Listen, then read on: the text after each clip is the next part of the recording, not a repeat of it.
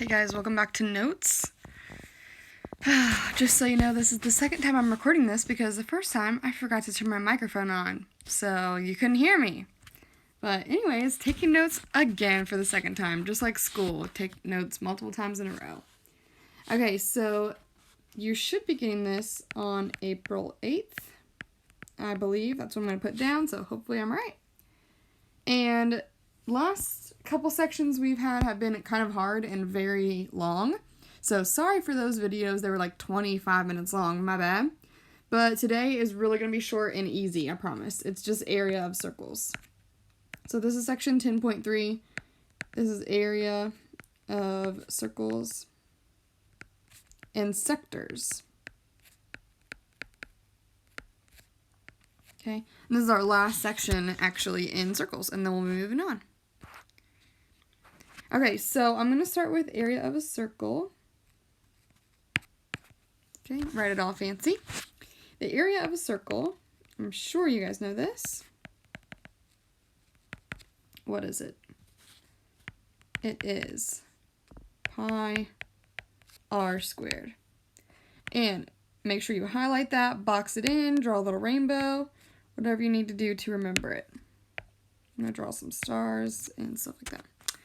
Okay, so we have three really quick examples. Example 1, you have a circle. This is circle E. And the diameter is 20 feet. So we write our equation. It's asking us to find the area. We write our equation. Pi. The radius here is half of 20, which would be 10. And that's pi times 100, which would be 314 feet squared. Don't forget your units of measure. All right, easy enough. Example 2. Already moving on. We have another circle. The center this time is F, and the radius is 12 inches. So we write our formula, A equals pi r squared. This time it gives us the radius, so we can just plug it right on in. Pi times 12 squared. Pi times 144. You can skip this step if you want. And we put it in our calculator to get 452 inches squared. If for some reason you don't end up getting a perfect whole number, it'll tell you what's around to. But in this case, we did. And we have one more example for this. Example 3. It says find the radius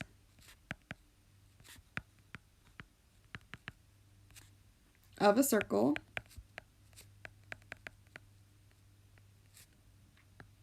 with an area of 95 centimeters squared. Okay, so what's the difference between this problem and the other two problems that we had? Well, this time we already have the area. I'm going to go ahead and write my formula. Okay, this time we have the area already. It's 95. So instead of A, I'm going to write 95. The rest, I don't know. I want to try to find the radius. So what we're going to do is try to get that r by itself. So let's get the pi away from it. Let's divide by pi. Divide by pi. Cancel it out on the right. Just put 95 divided by pi into your calculator. I'm going to round to the nearest tenth, which is 30.2 equals r squared.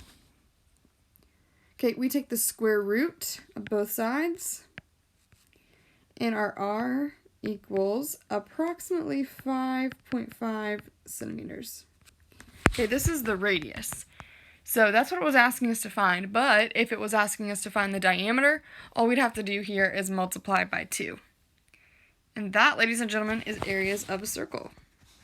Let's move on to a sector. Some of you might know what a sector is. I don't think we've talked about it. Maybe we have and I just don't remember. Maybe you've seen it somewhere else. A sector is basically, if you imagine like a pie or a pizza, it's just a slice.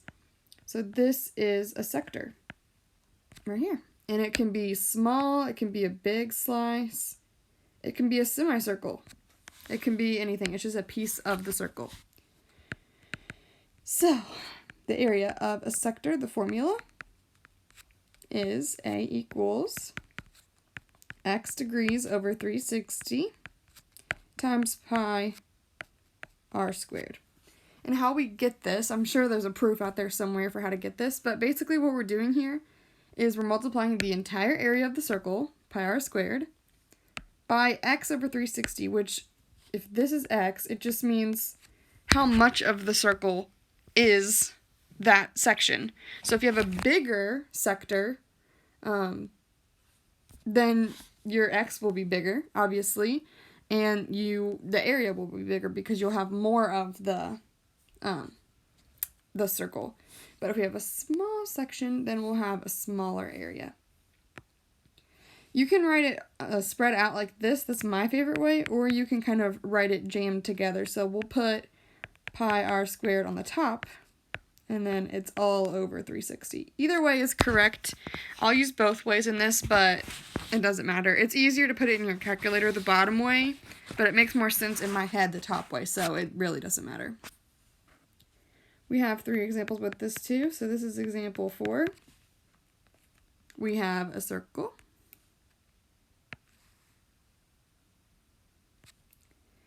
The center is K, J is out here, and L is over here.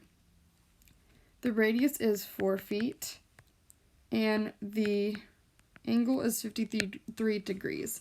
It will usually ask you to find the area of the shaded region, so I'm going to go ahead and shade in my region right there, that sector. Write your formula. So I'll use the top one first. X over 360 times pi r squared. The x here is 53 degrees over 360 times pi times 4 squared.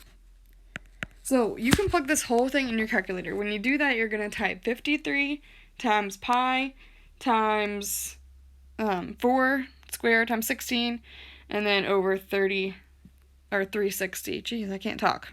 So 53 times pi times 16 over 360. And when you do that, you will get 7.4 feet squared. That's our answer there. Again, don't forget your feet, and this is area, so it's squared. Next, example 5. Here's our circle again. More of an oval, but that's all right. We've got B here in the middle. C is over here, and A is over here. 6 meters is the radius, and this is a pretty big chunk, so 148 degrees. This right here is our shaded area.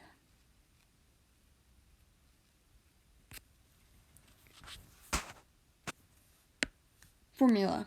I'm going to use the bottom one this time, which is x pi r squared over 360.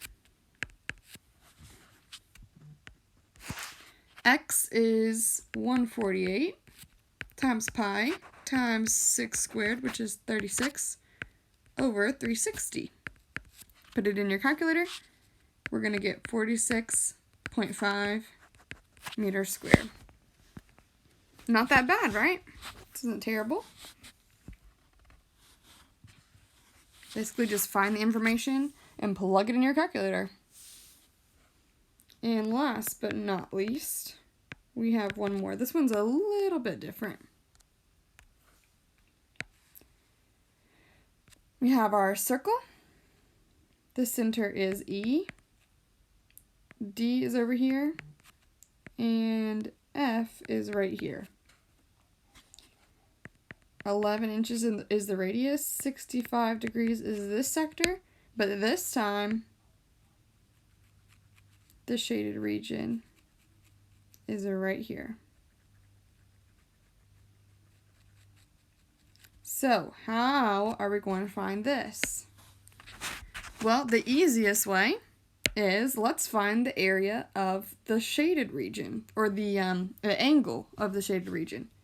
If the whole circle is 360 degrees, and we subtract 65 degrees, we should be able to get the whole angle of the yellow region, which is 295. So this angle is 295 degrees. So now let's find the area of that. X times pi r squared over 360. X is 295 times pi times 11 squared over 360. And that is 311.5 inches squared.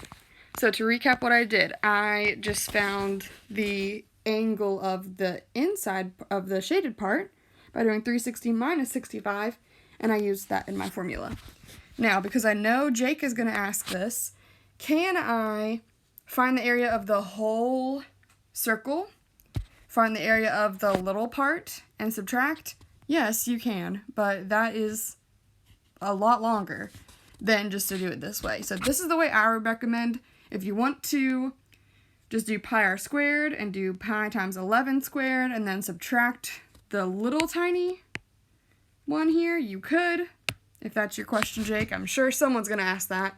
The question is yes, you can, but this is faster in my opinion. So do whatever you want as long as you get the right answer. But this is the end of our notes for today. I have some bookwork problems up for tomorrow, so you can work on those if you want to, or save them for tomorrow. But this is all the notes. I miss you guys, and I'll see you later.